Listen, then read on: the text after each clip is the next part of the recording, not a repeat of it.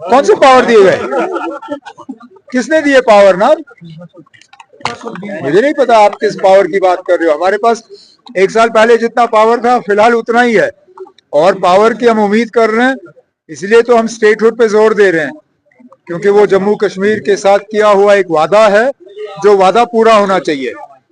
हम तो सोच रहे थे कि पहले साल के अंदर अंदर ही मरकज की हुकूमत अपना ये वादा पूरा करेगी, लेकिन चलिए, किन वजूहात के बुनियाद पे जम्मू कश्मीर को आज भी स्टेटहुड से महरूम रखा गया, वो मरकज और बीजेपी वाले ही बता सकते हैं।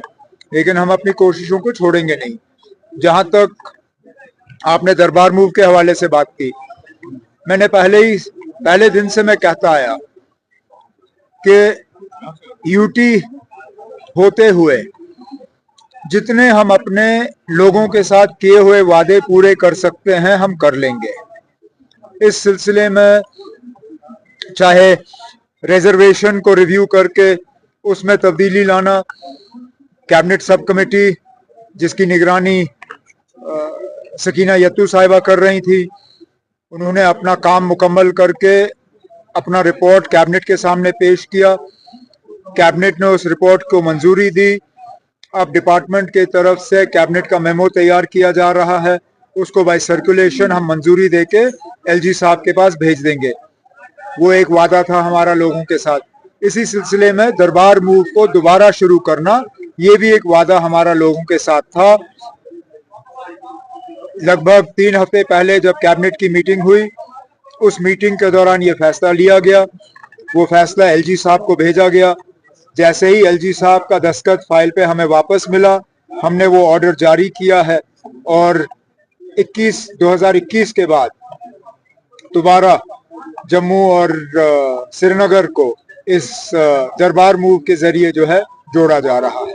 जिस तरह कल बाबा मुफ्ती ने कहा कि जो राज्यसभा की 4 विषय हैं, हम कुछ शरायत रखे मैंने राज्यसभा और खासकर महबूबा मुफ्ती साहिबा के बयान को लेके मुझसे इसमें जम्मू में पूछा गया, और मैंने जम्मू के प्रेस कॉन्फ्रेंस के दौरान अपने जवाब में यही कहा जो मैं आज फिर दोहराऊंगा।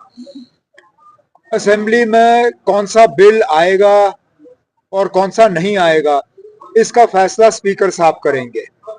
लेकिन कोई ऐसा बिल हाउस के सामने आए जिससे जम्मू कश्मीर के लोगों को फायदा होगा, मेरी हुकूमत उस बिल में कोई रुकावट पेश नहीं करेगी। लेकिन मैं यहां से या कोई ऑनरेबल मेंबर असेंबली का स्पीकर साहब को डिक्टेट नहीं कर सकता कि कौन सा बिल आना चाहिए और कौन सा नहीं आना चाहिए। बिल लाने का एक प्रोसीजर होता है, एक तरीका होता है। जो भी अच्छे बिल होंगे उन पे हम जरूर जो है मदद करेंगे। सर लैंड राइटर्स बिल वो कह रहे हैं, लैंड राइटर्स बिल हम लाएंगे। जो भी बिल, उस तरह का बिल तो मेरे भी एक साथी ने लाया है, तनवीर सादिक साहब का भी एक इसी तरह का बिल है कि जो पुराना कानून था 2019 से पहले, जिसको 2021 में तब्दील किया गया, लैंड ग्रांट्स एक्ट, उसको दुरुस्त किया जाना चाहिए। अब मैं नहीं जानता हूं कि तनवीर सादिक साहब का बिल हाउस के सामने आएगा या नहीं आएगा। इसी तरह जो बिल पीडीपी के तरफ से तैयार होके भेजा गया है, क्या वो आएगा या नहीं आएगा, उसका एक प्रोसीजर होता है। लेकिन अगर आ जाएगा, मेरी हुकूमत उसमें कोई रुकावट नहीं बनेगी। सर कोरोना में पर्चे लगाए तो काफी ज्यादा नुकसान आने वाली असेंबली में क्या किसानों के लिए कोई उम्मीद है? उसके लिए असेंबली के लिए ठहरने की जरूरत नहीं है। जहां जहां फसल को नुकसान हुआ है, चाहे हॉर्टिकल्चर या एग्रीकल्चर, उस नुकसान का मुआयना किया गया है, उसकी असेसमेंट की गई है। अब उस चीज को लेके मरकज की हुकूमत के साथ बात चल रही है कि एक पैकेज जो है, जिस तरह बाकी रियासतों को दिया गया है, जम्मू कश्मीर को भी एक खसूसी पैकेज मिलना चाहिए, ताकि जो सड़कों का नुकसान हुआ है, जहां पुल बह गए हैं, जहां लोगों के मकानात को नुकसान हुआ है, जहां एग्रीकल्चर हॉर्टिकल्चर को नुकसान हुआ है, इसके लिए हमें एक पैकेज मिले, ताकि हम जो लोग इससे मुतासिर हैं उन्हें हम मुआवजा जो है दे पाए। सर कोरोना में मुख्तलिफ अजला में जो पर्चे लगाए गए उनके वायलेशन पर, तो वो अभी रिवोक नहीं किए गए। तो आप सरकार ने वादा दिया था ऐसे पर्चे जो लगाए गए हैं उनको रिवोक किया जाए, उनको खत्म किया जाएगा, लेकिन अभी भी वो काम नहीं हो रहा। सर प्लीज ना पुलिस ना लॉ एंड ऑर्डर फिलहाल इस हुकूमत के पास है। वो इख्तियारात वो हमें मिले और जरूर जो बाकी हमारे किए हुए वादे हैं उनको भी हम पूरा करेंगे।